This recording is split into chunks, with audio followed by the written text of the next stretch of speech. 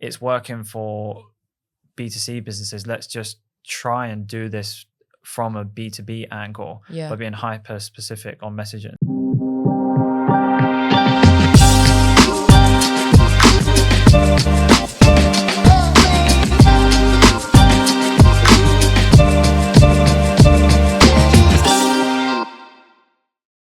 UGC. What the hell is UGC? Go back to the basics. What is UGC? UGC, so fundamentally and historically, UGC was just user-generated content. That could be content from articles, from videos, from testimonials. It was used across organic, mainly on websites as like social proof. But then it evolved into scripted kind of ads for B2C. That's what people think of when they hear user-generated content now, even though historically it's different.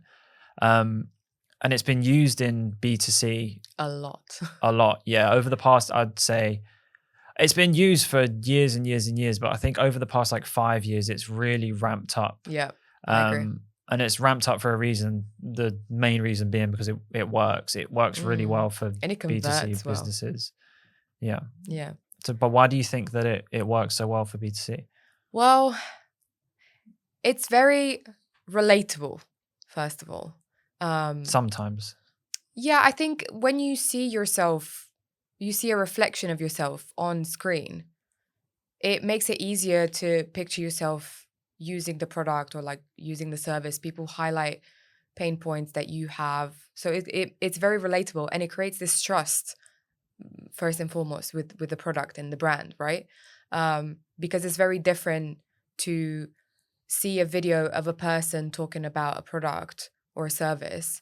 It's more believable rather than, a product image from the brand. You tend to believe it. It's like a friend's recommendation, basically. Yeah, I think the main reason is just the way that advertising has evolved, is that people are sick of ads, and a lot of people buy stuff or research stuff based off of recommendations. So seeing a person pop up on a screen with a problem that they're facing, that you're also facing, or even a product that they really love and that you could be interested in, it's way easier for them to make a purchasing decision or even a research decision, that first step, if they see a person rather than a product image pop up. Product images obviously still really work in B2C, but when it's a person showing you something, whether it's a piece of clothing, whether it's a toothbrush, a toothpaste, anything, a cream, like anything in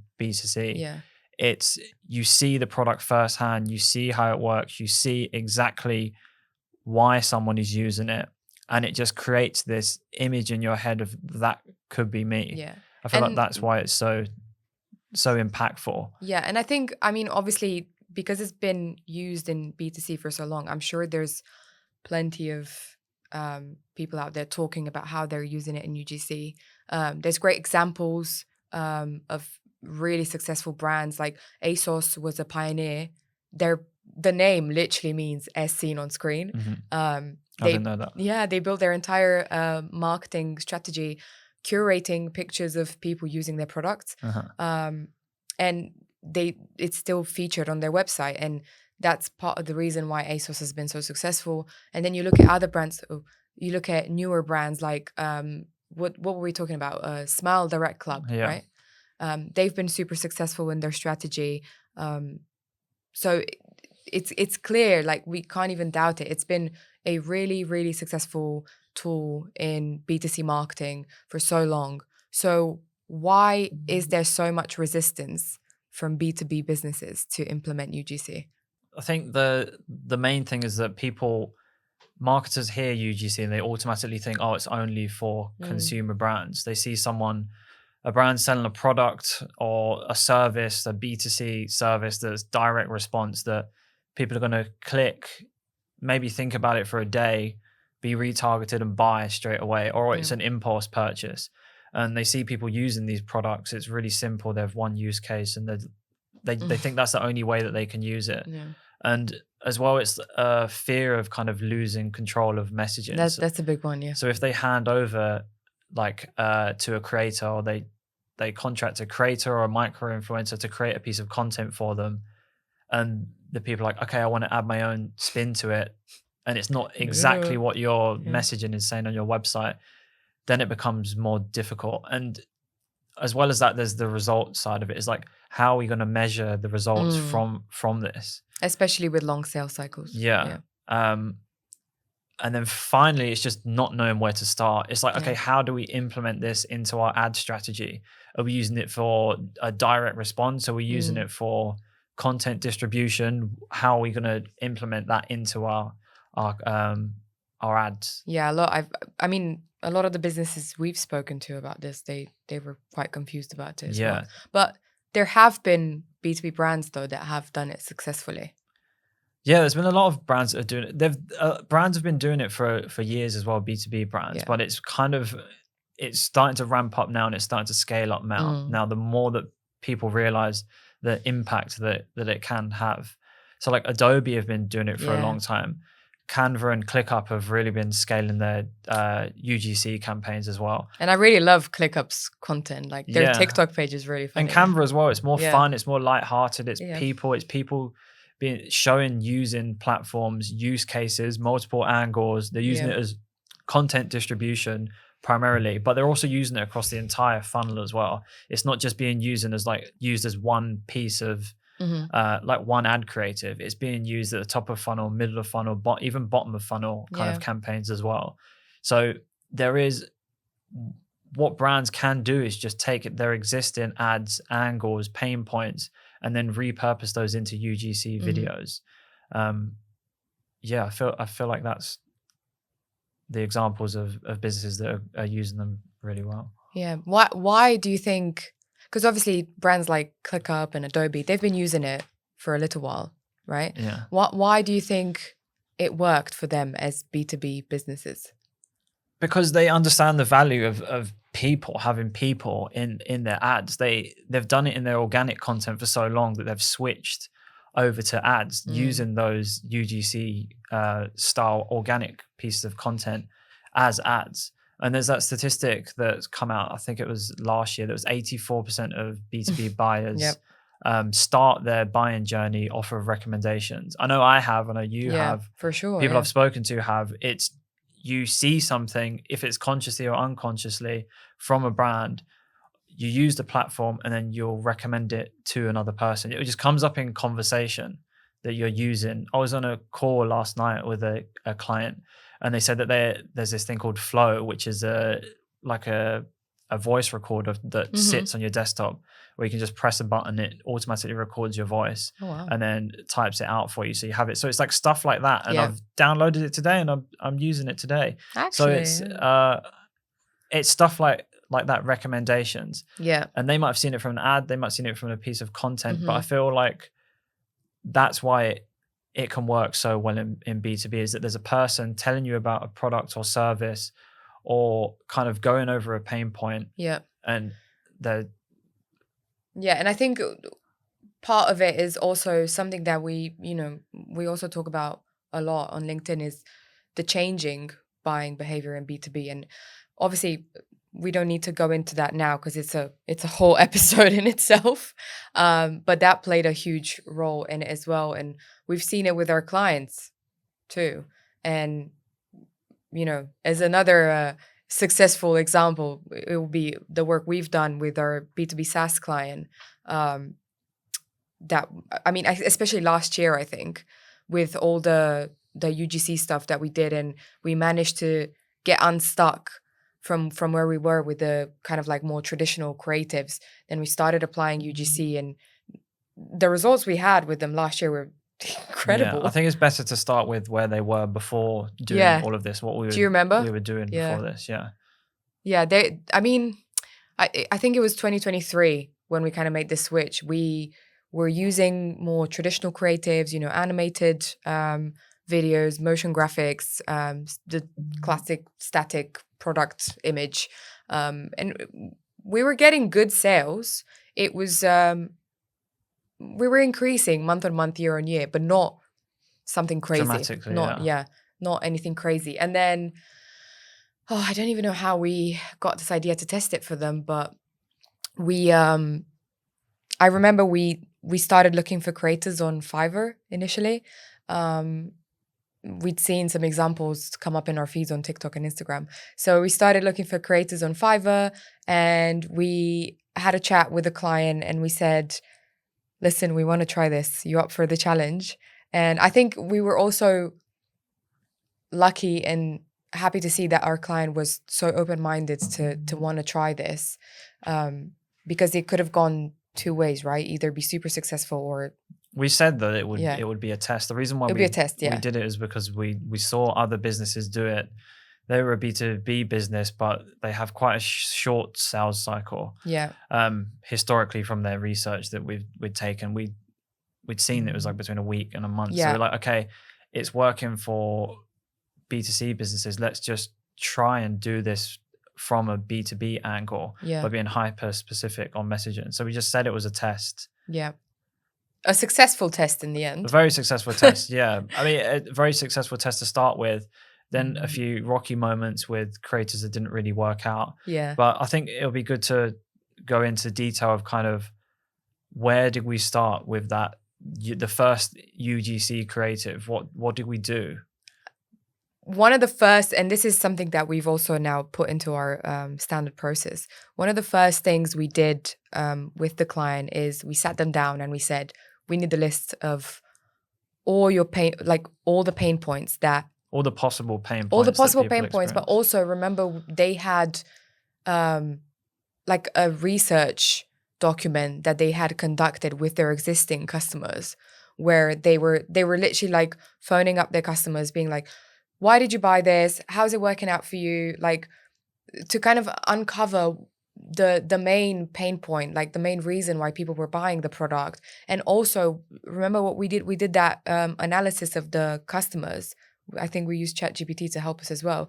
We tried to identify patterns in the buyers, in the customers, to see, what clusters can we create. But it was from actual research. We were using ChatGPT with actual data. With actual data. ChatGPT just to structure the data because it was a lot. Yeah. But it helped us identify these clusters amongst their target audience, amongst their customers that we could use as target audience.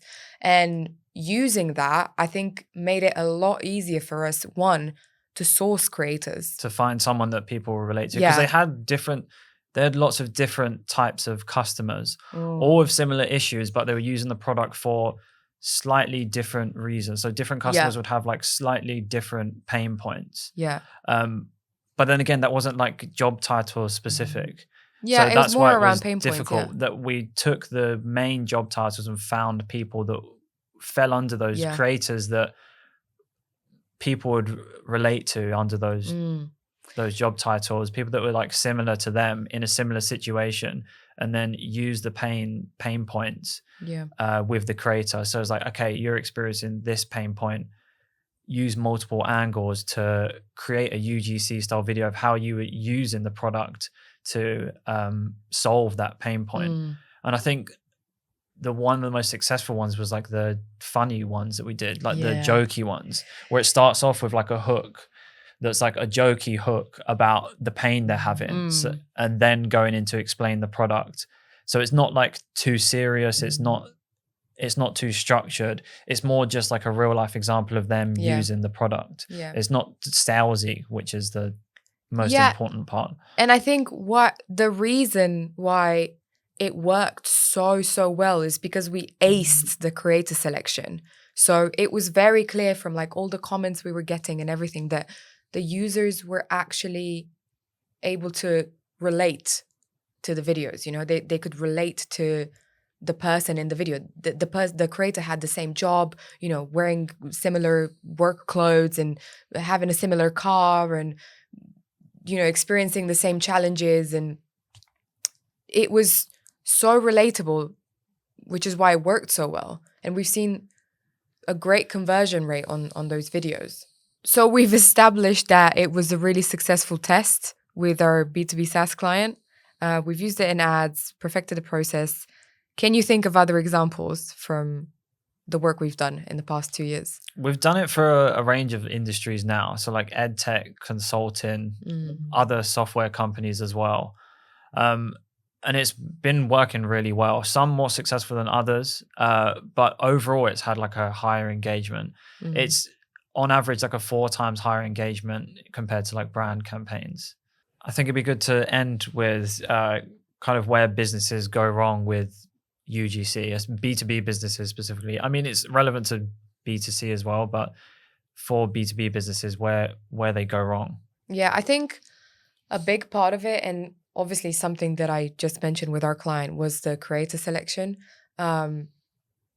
It's so important to pick the right person because, as I said, relatability is a big part of why UGC works so well. So a lot of people don't do that. A lot of businesses don't do that research beforehand, don't do that deep dive into their audience, into their existing customer base to kind of see, okay, who actually are our customers? What are their traits? What are their, common patterns or like hobbies or who are they going to relate to? Yeah, who they're going to relate to. Yeah. And because they don't do that, they pick random creators. And that's where they go wrong and they don't get results. And then they say, oh, UGC doesn't work for us. And I'd say a second issue is that they want to have too much control over the script. Yeah, what goes on. Yeah, I mean, you definitely need to provide guidance and like clearly explain to the creator or like the influencer or whatnot exactly what the product does, what the benefits are. Like give them ideas and guidance, basically like what you want to showcase in the video. But if the moment you give a creator a strict script that they need to follow, you lose all authenticity because that creator they can't be themselves anymore when they need to film. create it with their style. Yeah, it needs to be content. To be believable. It needs to feel natural to them as well. And if you read something that's like so carefully scripted, it's not natural. Yeah, just overly polished. Some of the most successful UGC style ads we've done have been raw and authentic. It defeats the purpose though. Yeah, when we got that one video back that we paid quite a lot of money for, and we saw it and we're like, oh my God. We thought it was going to flop. What is going on? And it was done in the way that they create content. So we kind of expected it, but we also gave them a bit of direction. But that was one of the most successful campaigns that we had. It was the most successful campaign that we had for that. Yeah, it was. Yeah, that client. Yeah, it's a complex process for sure. Especially, it's slightly more complex for B2B, I'd say, because of the sales cycles and more complex buying behavior. But the point is, it works. Yeah, if done well. And also just knowing what you want to get out of it as well. Sure. Like what's the point of this ad? What are we trying to do here? Are we trying to distribute content or what convert? Angle? Yeah. So it really depends on like the sales cycles and just what direction you want to go in. So knowing what you want to get out of the ad as well is the most important part. Yeah. All right. I think that's it for this episode. What we're going to do is dive deeper into our actual process on another episode because there's so much we could talk about this for hours. Yeah. We just don't have enough time now. But if anyone has any specific questions about UGC in B2B, please leave us a comment below and we'll address it in another episode. Thank you. Bye. Bye.